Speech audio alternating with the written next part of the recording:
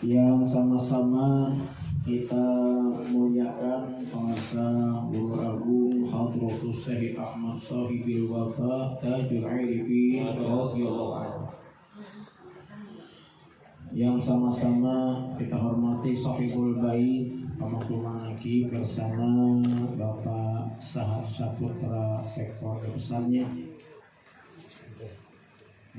rekan-rekan mubalighin mubalighoh hidayah thariqah qadiriyah naqsyabandiyah para pesantren Suryalaya,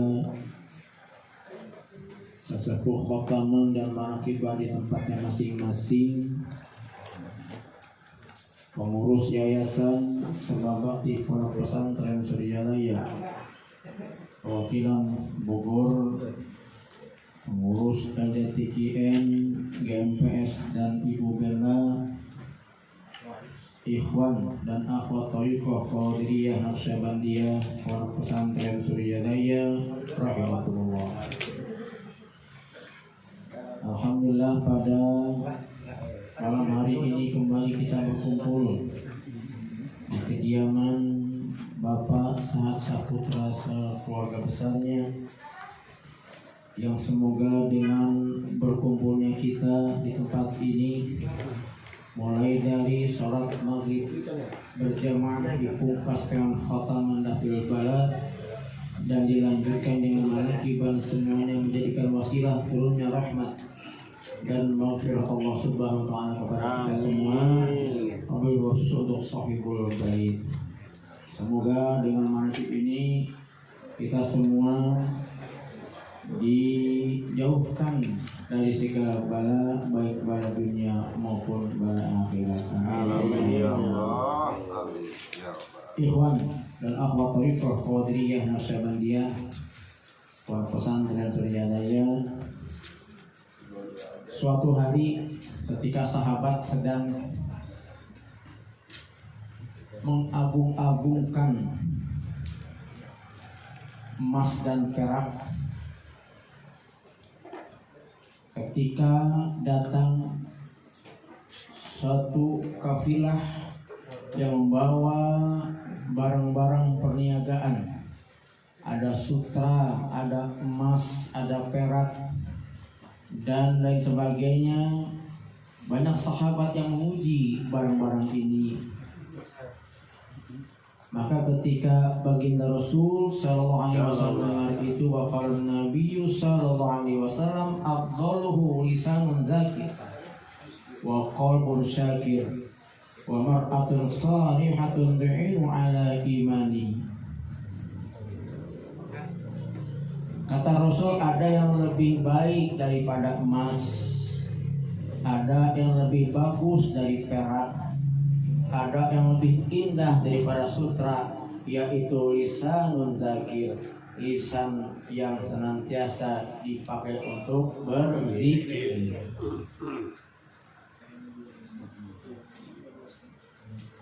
Sahabat Sayyidina Ali karamallahu wajhah, yang kita sering dengar beliau sebagai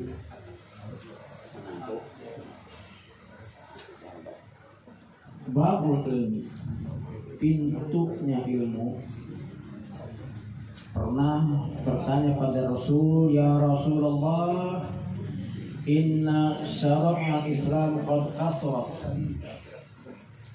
Ya Rasul, syariat Islam itu semakin banyak, semakin menyebar, semakin beragam, semakin banyak muncul masalah-masalah baru. Itu di zaman Rasul, apalagi sekarang. Terkadang cara wudhu saja antara ustadz yang satu dengan yang lain enggak sama, padahal sama-sama NU, sama-sama kitabnya, cara wudhu aja sudah beda. Saking banyak ragamnya pendapat tentang syariat itu. Bahkan itu di zaman Rasul, Sayyidina Ali yang begitu luas ilmunya mengeluh pada Rasul Sallallahu Alaihi Wasallam, Syariat itu sebegitu luasnya, semakin banyak dan banyak bertambah masalahnya. Kata Sayyidina Ali, atau bagaimana Kanjeng Rasul aku menyikapinya? Rasulullah menjawab, la yazalu lisanuka rotban min zikrillah. Bukan disuruh belajar yang banyak tuh ilmu syariat, tidak. Meskipun memang itu perlu untuk kita mengetahui tata cara ibadah. Apalagi ikhwan sudah menjadi pengamal thariqah, seharusnya sudah semakin sempurna fikihnya, semakin bagus tata cara ibadah.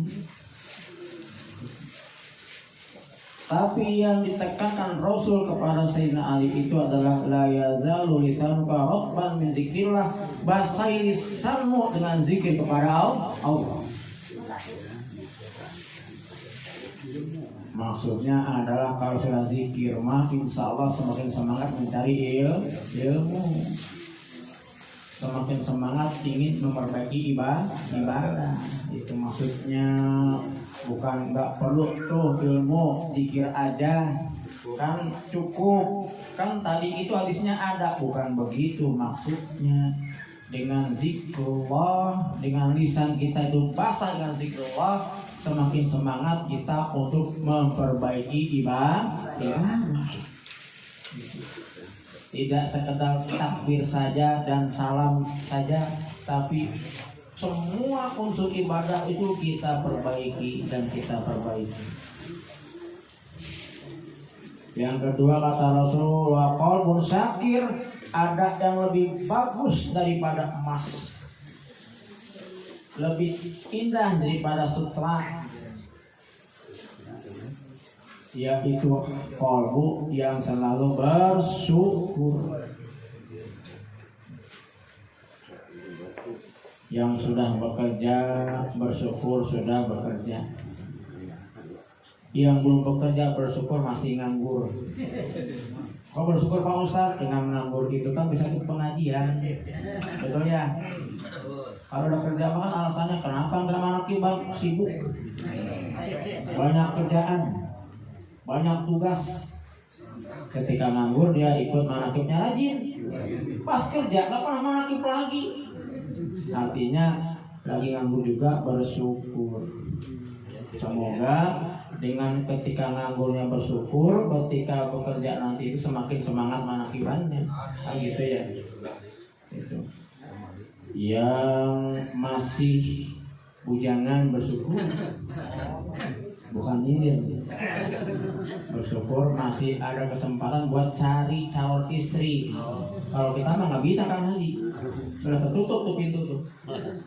Kan sudah punya. Yang sudah punya istri bersyukur. La in syakartum la azidanakum. Kalau sudah bersyukur mah insya Allah ditambah Gusti Allah. Tambah rezekinya, tambah sakinah mawaddah warahmahnya. Yang ketiga itu adalah wa mar'atun shalihatun tu'inul mar'u ala imani, yaitu istri yang solehah yang selalu mendorong suaminya untuk menambah keimanannya. Istrinya lihat suaminya berzikir, itu malah bersyukur suaminya berzikir. Karena ada cerita ikhwan ini semangat zikirnya, habis zikir dia langsung baca tawasul. Karena nggak hafal, itu dibuka buku Dul Juman, ditendang buang istrinya itu buku, bilangnya apa, zikir terus kapan kerjanya gitu. Mungkin suaminya memang belum kerja itu, padahal Mungkin dengan zikir dan tawasul itu semakin dekat untuk mendapatkan pekerjaan. Karena Allah yang tahu, kita ikhtiar. Hadirin ikhwan akhwat tariqah qadiriyah naqsyabandiyah, para pesantren Suryalaya rahimakumullah. Ini kita masuk bulan Muharram. Tanggal 3 Muharram. 4 3 Pak. Besok kan malam Cianjur ya. Tiga. 4 malam 5 ya kalau Cianjur. Malam 5. Itu nanti pada tanggal 10 Muharram itu ada saum Asyur. 9 10 ya. 9 10 Tasu'a dan Asyura. Nah, ini ada hadis sahih dari Imam Al-Bukhari di mana kalimah Rasulullah SAW al-Madinata, ketika Rasul itu masuk ke kota Madinah, para al-Yahuda tasumu yauma Asyura. Ketika beliau masuk Madinah, beliau melihat orang Yahudi itu puasa pada hari Asyura. Asyura itu hari ke-10 bulan Muharram. Asyir 10, Tasik itu 9, Tasu'a hari ke-9. Mahaza kata Rasul, ini ada apa ini kok orang Yahudi pada berpuasa di hari ke-10 bulan Muharram? Faqala ada yaumun salih, ini adalah hari baik. Yaumun najjallahu Bani Israil min aduhim. Pada hari itu tanggal 10 Asyura itu Allah Subhanahu wa taala menyelamatkan Bani Israil dari musuh mereka. Siapa itu? Bani Israil itu musuhnya adalah Fir'aun. Fasamahu Musa, maka Musa alaihissalam berpuasa pada hari ke-10 bulan Muharram. Faqala, beliau berkata, "Fana akun min Musa." Aku lebih berhak untuk meniru Nabi Musa daripada kalian orang Yahudi, kata Rasul. Fasomahu, maka beliau berpuasa dan memerintahkan kita untuk puasa Muharram. Dan ini kejadiannya sebelum turunnya puasa Ramadan. Maka hukum puasa Asyura dulu itu adalah wajib hukumnya sampai turunnya perintah puasa di bulan Ramadan. Maka itu mau puasa silahkan, tidak juga nggak apa-apa. Kalau kita kebiasaannya puasa ya kita puasa. Itu pada hari ke-10. Terkadang kita ditambah dengan at-tasu'a, hari ke-9-nya 9 dan hari ke-10-nya. Ada hikmah dari peristiwa Nabiullah Musa alaihissalam yang bisa kita jadikan pelajaran adalah ketika beliau itu dikejar oleh Fir'aun dan tentaranya, dikejar, dan Nabiullah Musa alaihissalam itu bukannya kabur, bukan, tapi diperintahkan Allah untuk memang lari malam hari. Jadi Allah perintahkan Nabi Musa dan Bani Israil untuk lari pada malam hari.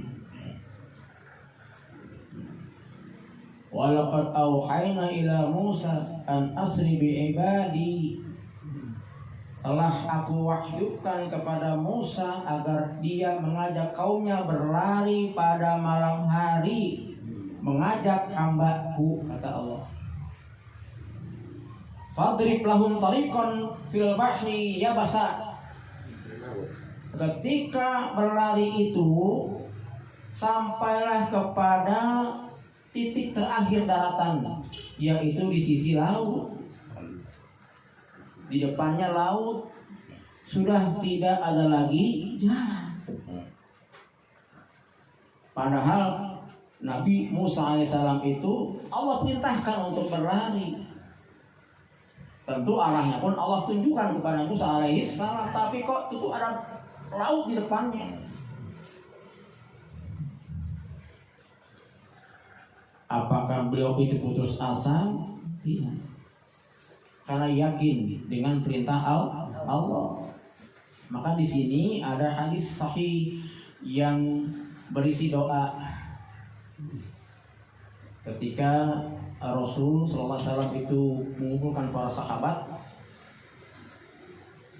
Dia bertanya pada sahabat, wahai sahabat, maukah aku ajarkan engkau kalimat yang dibacakan oleh Nabi Musa alaihissalam ketika dia berhadapan dengan laut?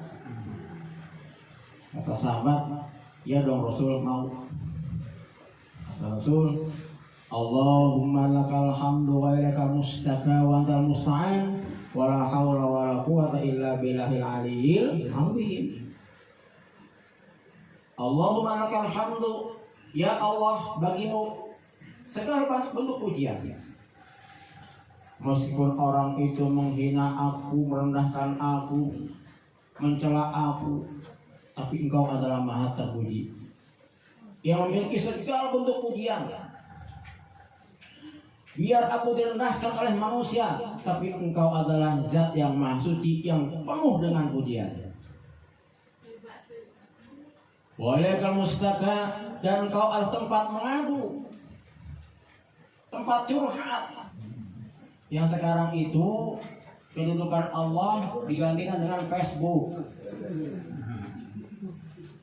Facebook sudah, atau Twitter atau Instagram itu sudah dijadikan tempat curhat.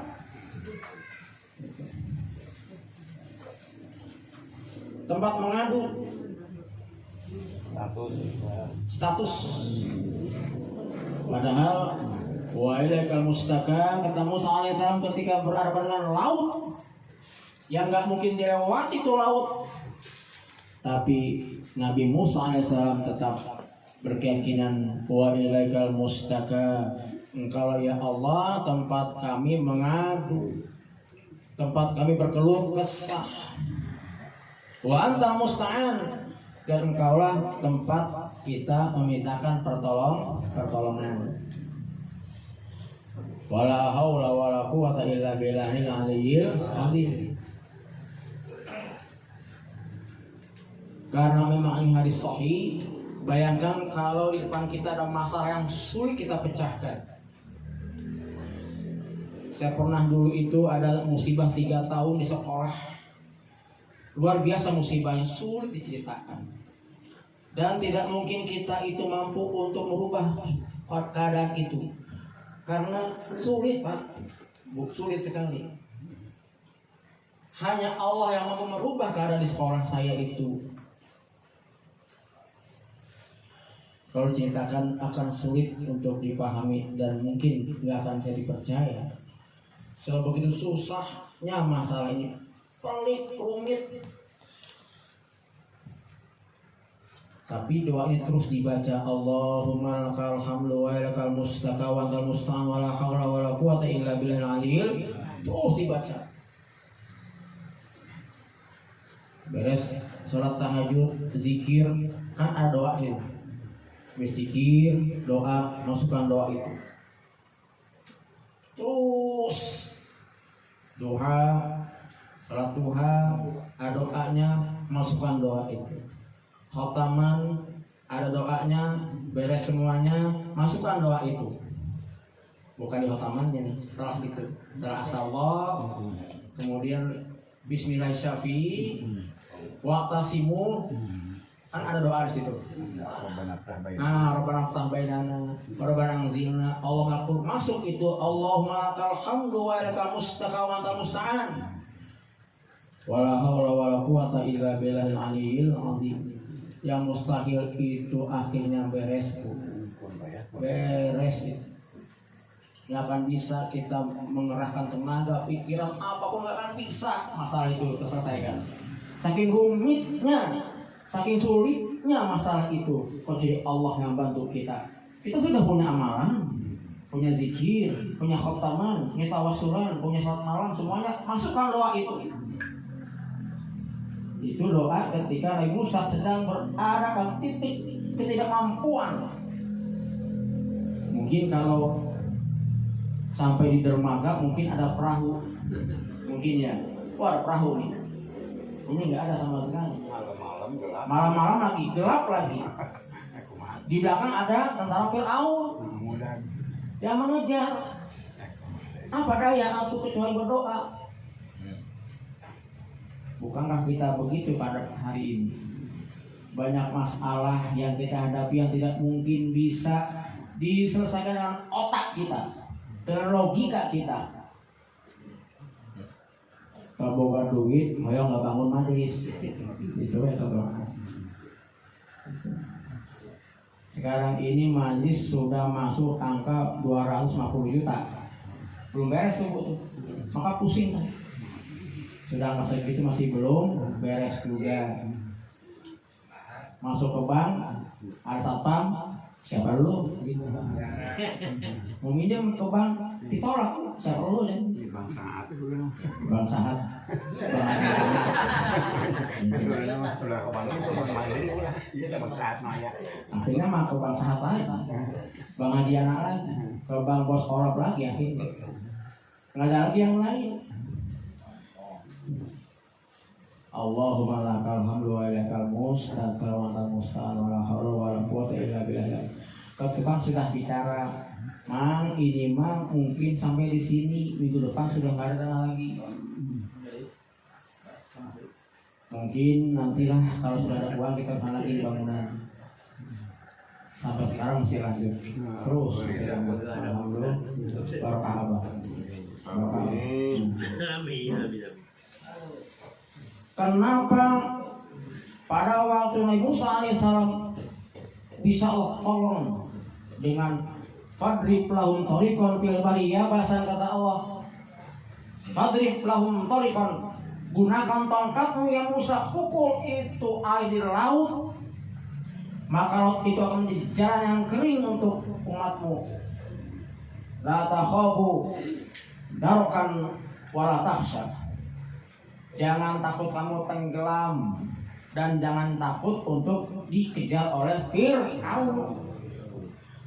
Kenapa sampai Allah berikan fadrib lahum thariqan? Karena tawakalnya Nabi Musa alaihissalam. Sudah yakin dia dengan perintah Allah, sudah yakin dia.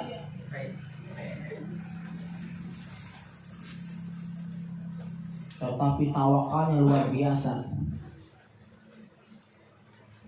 Ikhwan, sudah diberikan amaliyah oleh pengusaha Abah. Yakin, tapi kurang tawakalnya. Akhirnya dimodifikasi itu amaliyah. Wah, kalau makin begini nggak rame nih. Harusnya ketika nanti beres Quran pakai terjemah. Beres Quran pakai terjemah biar rame.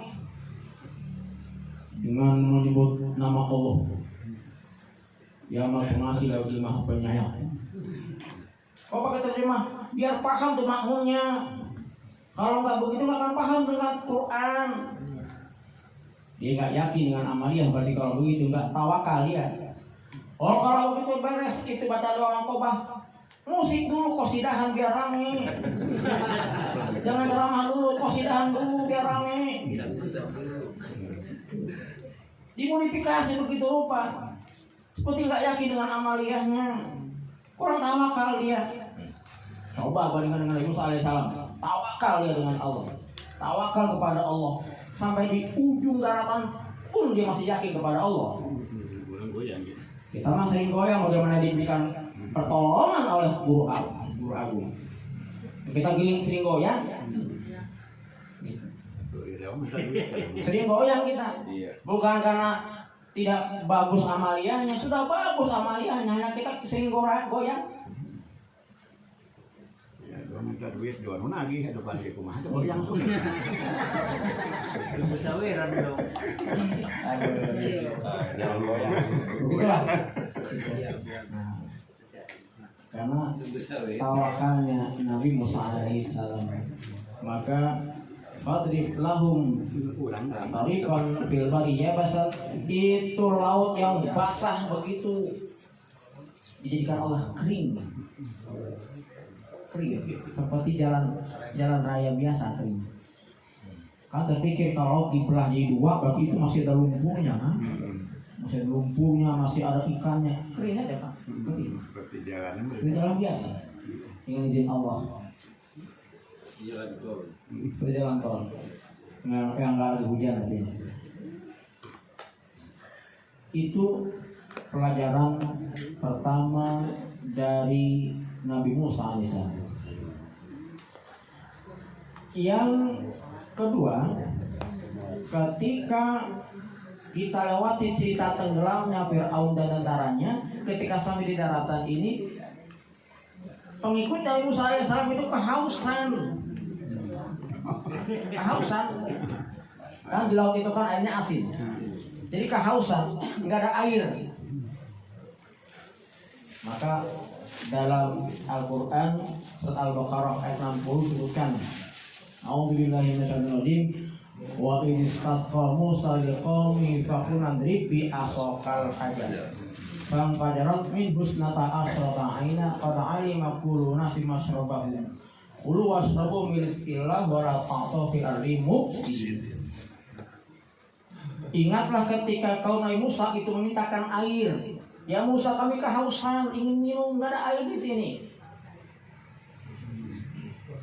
Maka Nabi Musa AS menanya kepada Allah. Allah mewahyukan kepada Musa, Fakul nadrib bi asokal hajar. Kalau begitu Musa, pukulkan tongkatmu ke batu itu. Dipukulkan batu itu. Nggak nanya, kok ke batu? Di batu ada apa ya Allah? Tidak. Langsung ada gebuknya. Pukulkan saja dengan tongkatmu, kata Allah. Dipukulkan ke batu. Bang fajarot min husnata asrota aina.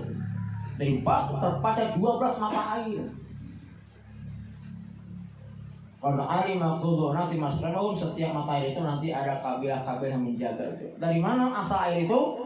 Dari batu yang dipukul dengan tongkatnya Nabi Musa alaihissalam. Kulu wasrabu, kata Allah, makanlah, minumlah, wala ta'saw fil ardi mufsidin, dan kau itu menyebar ke bumi dengan membuat kerusakan. Para ulama tasawuf ini menegaskan bahwasannya yang dimaksud dengan hajar itu adalah qalbunya manusia. Apa itu hajar? Batu. Hitam. Batu itu hajar. Hajar aswad. Batu hitam. Batu itu adalah hajar. Dan hajar itu adalah perumpamaan qalbu. Itu pun menurut Al-Quran Al-Baqarah 73. Summa qasat qulubukum min ba'di dzalika fahiya kal hijarah aw asadda qaswah.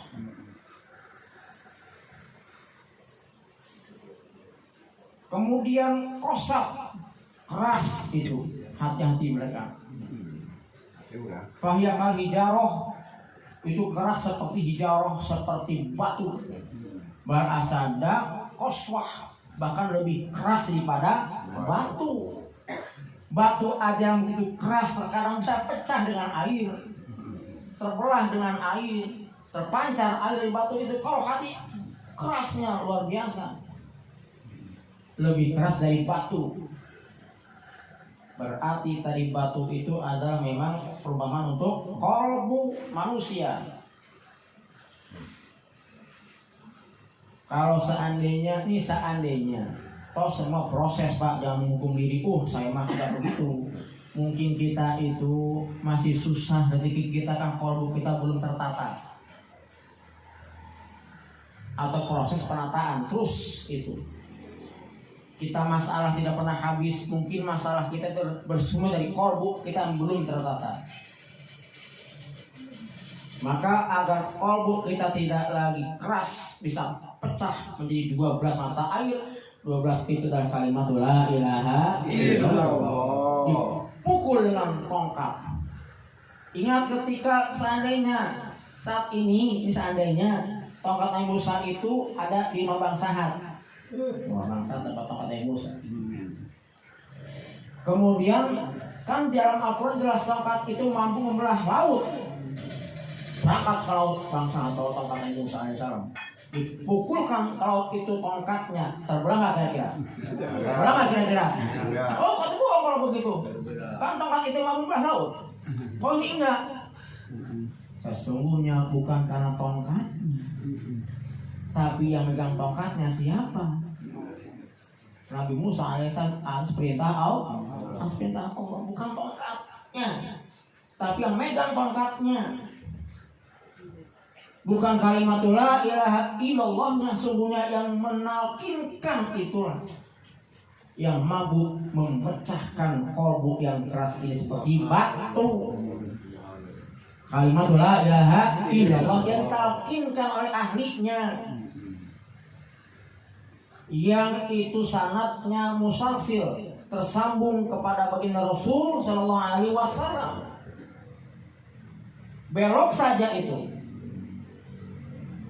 maka hilang sambungannya, terputus sambungannya. Inilah akidahnya Ikhwan Thariqah Qadiriyah Naqsabandiyah, Pondok Pesantren Suryalaya. Akidah terus mantap kepada guru mursyid, jangan pernah berbelok awalnya terjadi. Fokus, dawam, istiqomah, lalu tawakal. Dari batu yang tadi itu keras terpancar 12 mata air. Apa itu artinya? Akan dimudahkan segala urusan kita. Amin. Amin ya rabbal alamin. Itulah makna wa may yattaqillah yaj'al lahu makhraja.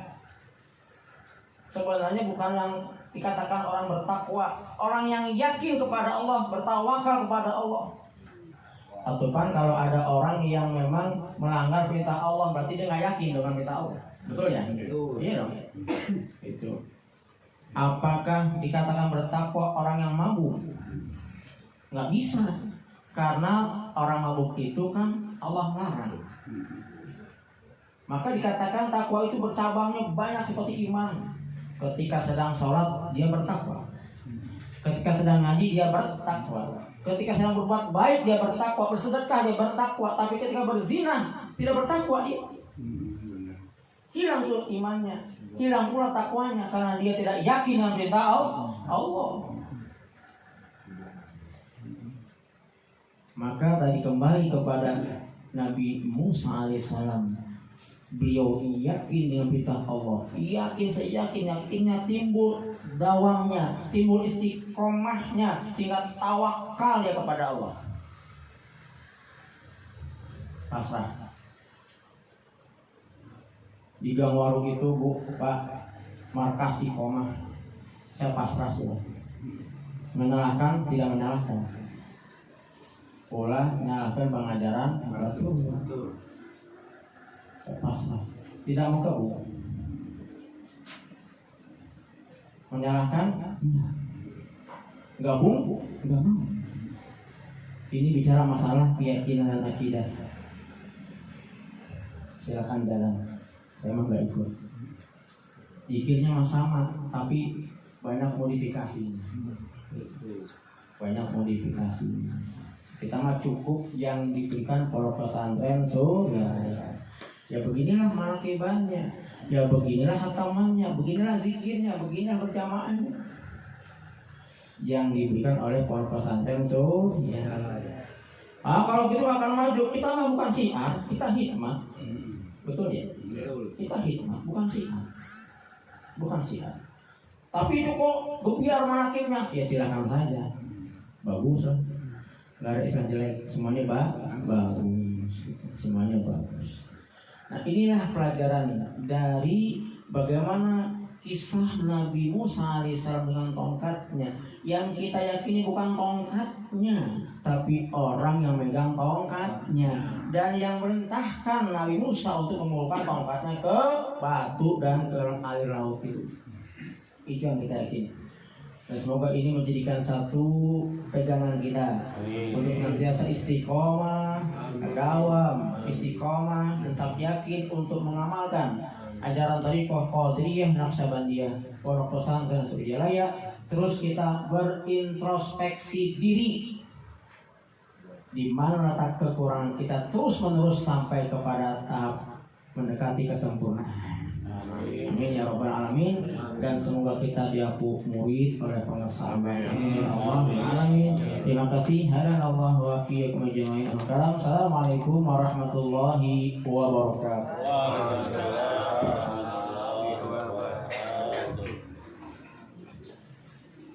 Allah